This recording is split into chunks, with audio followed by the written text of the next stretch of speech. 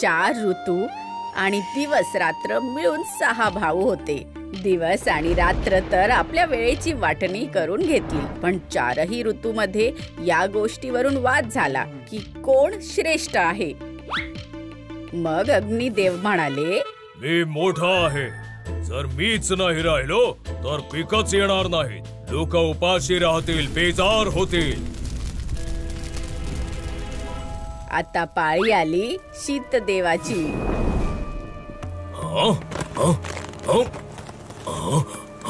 नाही दादा, माझ्यामुळे जेव्हा थंडी पडते तेव्हा पीक उगवतं.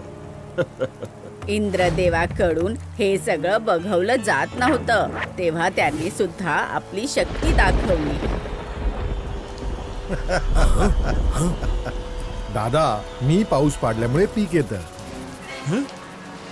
सगळ्यात छोटे वायुदेव सुद्धा कोणापेक्षाही कमी नव्हते.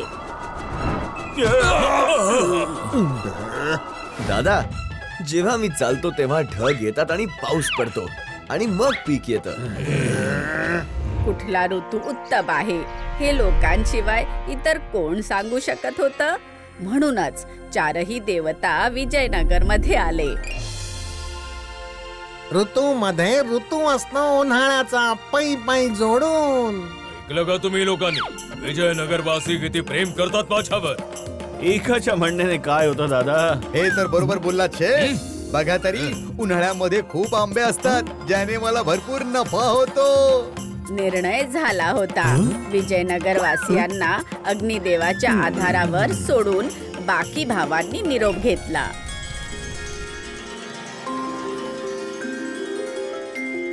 हाय हाय हाय हाय हाय, किती उकाडा आहे पै पै जोडून. बहुतेक आग बरसते वाटतं.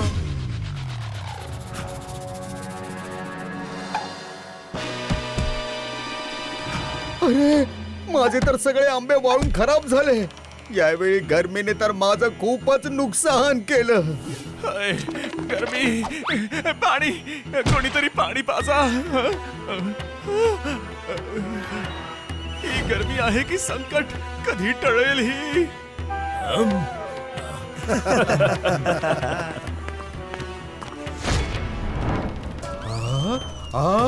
या गरमीने कापूस जाळला.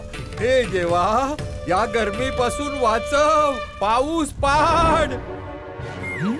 लोक तुझ्यावर नाही दादा, माझ्यावर प्रेम करतात आणि त्यांची प्रार्थना मला ऐकावीच लागेल. आणि मग इंद्रदेवांनी त्यांची कृपा दाखवली.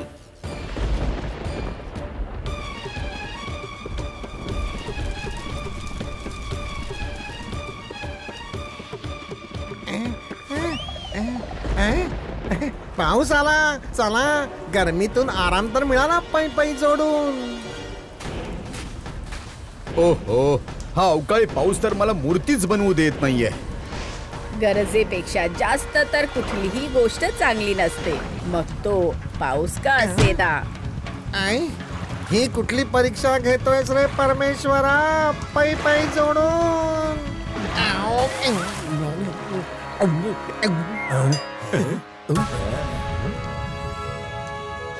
यापेक्षा चांगली तर थंडी आहे. माझा कापूस विकला जातो.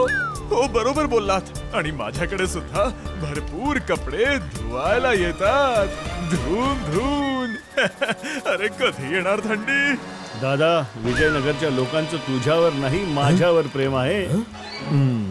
बस, मग काय होतं? शीतदेवाने अख्ख्या विजयनगरवर थंडीची चादर पसरवली. काय वातावरण झालंय पै पै जोडून. याचीच तर वाट बघत होतो मी. थंडीमध्ये भूक लागते आणि माझं धान्य विकलं जातं. चिरोंजी काका, ही गोधडी जरा लवकर बनवून द्या ना. थोडा वेळ लागेल. या वेळेला अवकाळी खूप जोराची थंडी पडली आहे. त्या झळा देणाऱ्या गरमी आणि बरसणाऱ्या पावसापेक्षा चांगलंच आहे ना. ऐकलं तुम्ही सगळ्यांनी?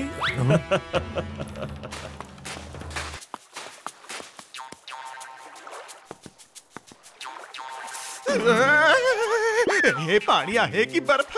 धुवून धुवून. कसली गोधडी बनवलीये, हिने तर थंडीच जात नाहीये. अरे, जी थंडी आगीने जात नाहीये ती गोधडीने कशी काय जाईल?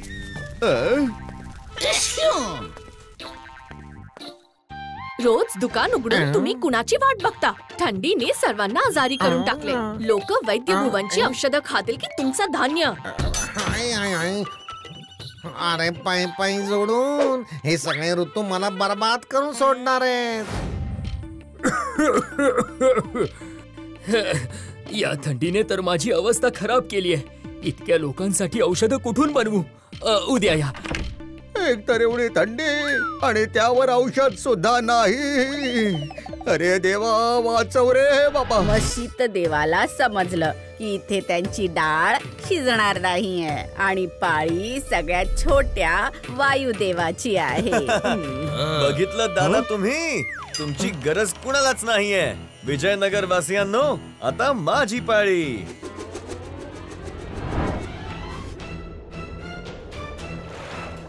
काय सुंदर हवाय, काय वातावरण आहे. धुवून धुवून आज तर कपडे धुवायला मजा येईल.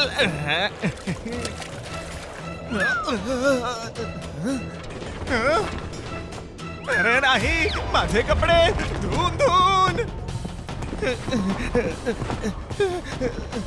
माझे कपडे.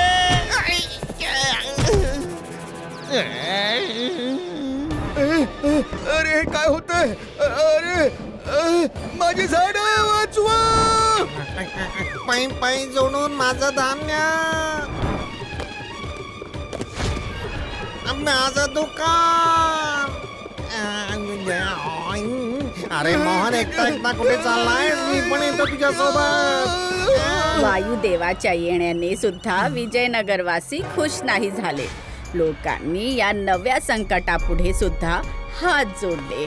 गुरुजी, आता तुम्हीच काहीतरी उपाय सांगा. असं कधीच झालं नाही जे केल्या काही दिवसात घडतंय. वातावरणानं हालत पार खराब करून ठेवली आहे. पाय पाय जोडून.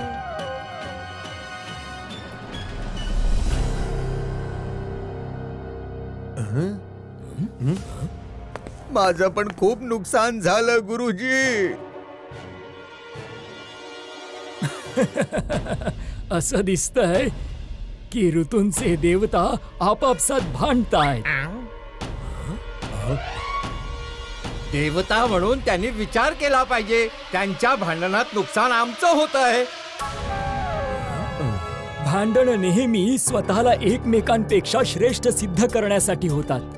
जर त्यांना हे समजलं की लोकांना त्यांचं एकमेकांपेक्षा श्रेष्ठ असणं नाही, उलट एकमेकांसोबत असणं पसंत आहे, तर ही भांडणच संपून जातील. गुरुजींचं बोलणं ऐकून चारही देवांना त्यांच्या चुकीची जाणीव झाली.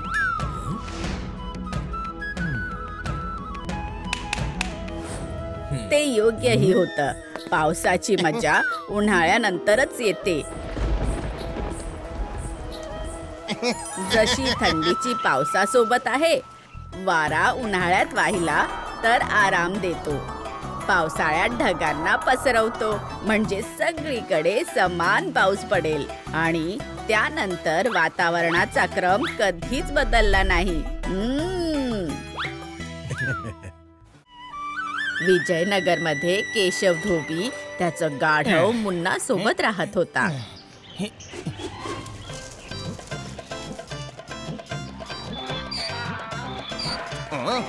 अरे काय झालं? का ओरडतोयस धुवून धुवून?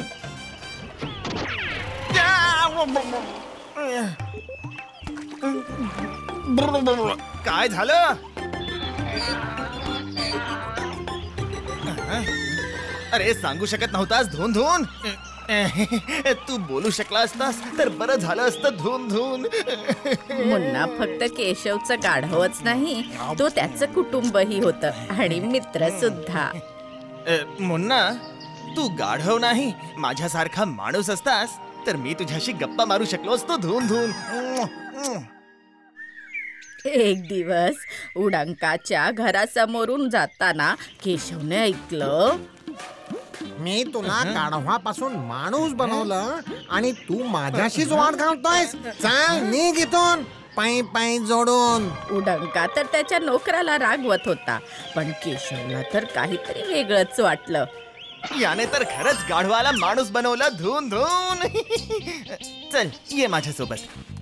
बस मग काय होतं, तो सुद्धा पोहोचला उडंकाकडे. उडंका, अरे उडंका भाऊ कुठे आहेस? धून धून बोला, काय काम आहे?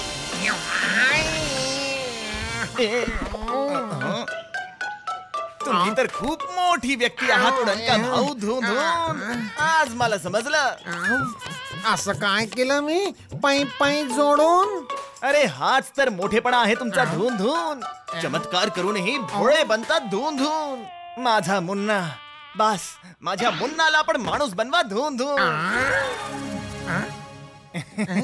याला माणूस नाही म्हणू नका, मी स्वतः माझ्या डोळ्यांनी पाहिलंय. तुम्ही गाढवाला माणूस बनवलंय, त्याच्याशी तुम्ही बोलत सुद्धा होता.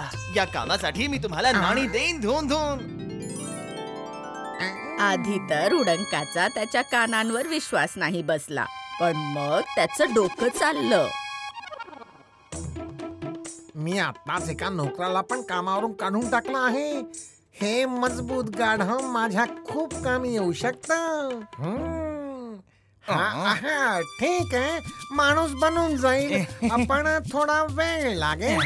याला माझ्यासारखा चांगला माणूस बनवा उडंका भाऊ. येतो. जे उडंका भाऊ सांगतील ते ऐक. अरे वा वा वा, फुकटात माझं काम करायला गाढव पण मिळाला आणि नाणी सुद्धा.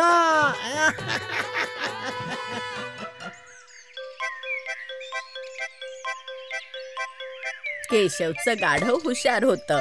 जसं केशव म्हणाला होता तसं तो उडंकाचं म्हणणं ऐकत राहिला. केशवचा गाढव खूप लवकर काम शिकला. हे घ्या तुमचं सामान, चला माझी काढा नाणी. चल.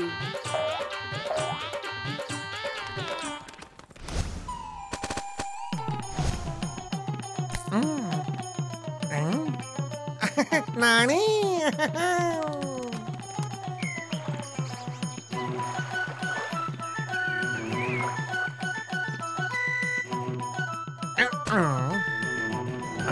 आज खूप काम आहे, पण मी सोबत नाही येऊ शकत मुन्ना. हे तुला धान्य बाजारात पोचवायचं आहे.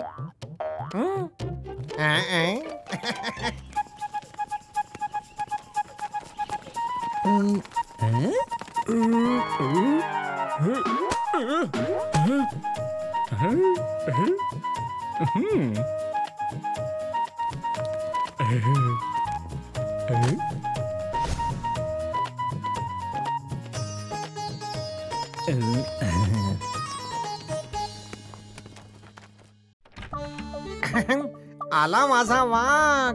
अरे वा वा वा. अरे वा, तू तर खूपच हुशार आहेस, पण एक नंबरचा मूर्ख होता तुझा तो मालक केशव.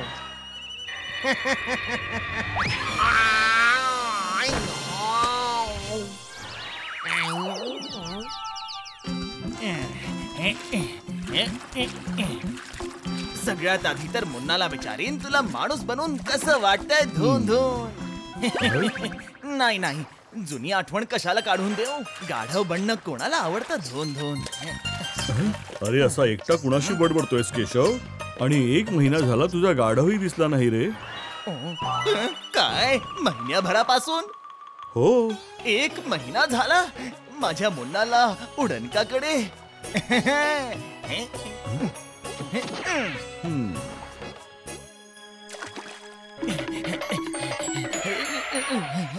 उडणका, ओ उडणका, अरे कुठे आहेस भाऊ? धून धून. उडंकाला समजलं की केशव त्याच्या मुन्नाला घ्यायला आलाय, पण त्याच्या एवढ्या कामाचं गाढव तो परत कसं देणार. माझा मुन्ना कुठे आहे? बाजारात नाही भेटला. आजकाल शालींची गाडी लावतोय. अरे त्याने स्वतःचं दुकान पण उघडलं. धून धून. खूप हुशार माणूस बनलाय तो. पानवाल्याच्या शेजारीच गाडी लावतो तो. तर केशव निघाला त्याच्या मुन्नाला भेटायला. घ्या घ्या चादर रंगीबेरंगी मखमली चादर घ्या. घ्या घ्या चादर घ्या. नक्षीकाम केलेली चादर. वाह मुन्ना वाह. किती बदलला आहेस तू धून धून. हा? अरे कोण मुन्ना, कुणाचा मुन्ना? मी दिनू आहे. दिनू, तू काम आणि नाव दोन्ही बदललेस धून धून. चल हे सोड आणि हे उचल धून धून.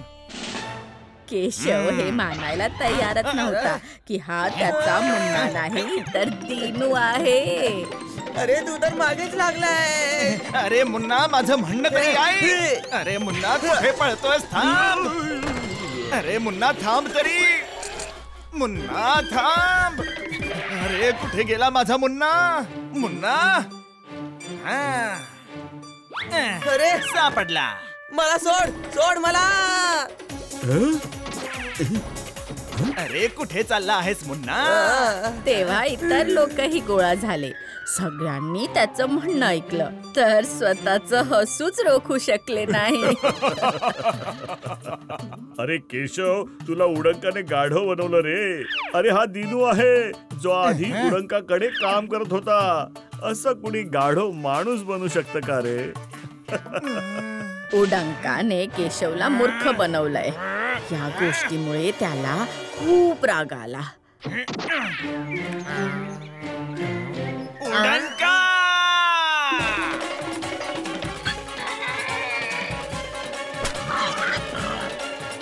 उडंका नाही सोडणार. मी माझ्या मुन्नाला माणूस बनवायला सांगितलं होतं. तू मला तुझ्या बोलण्याने गाढव बनवलंस धून धून. अरे नाही नाही नाही, माझं म्हणणं तर आहे. अरे थांब थांब थांब.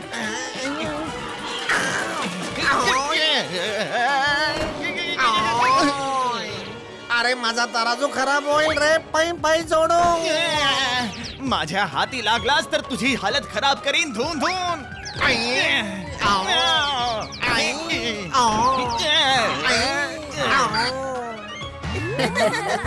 If you like this video, subscribe to our channel Murthy Media.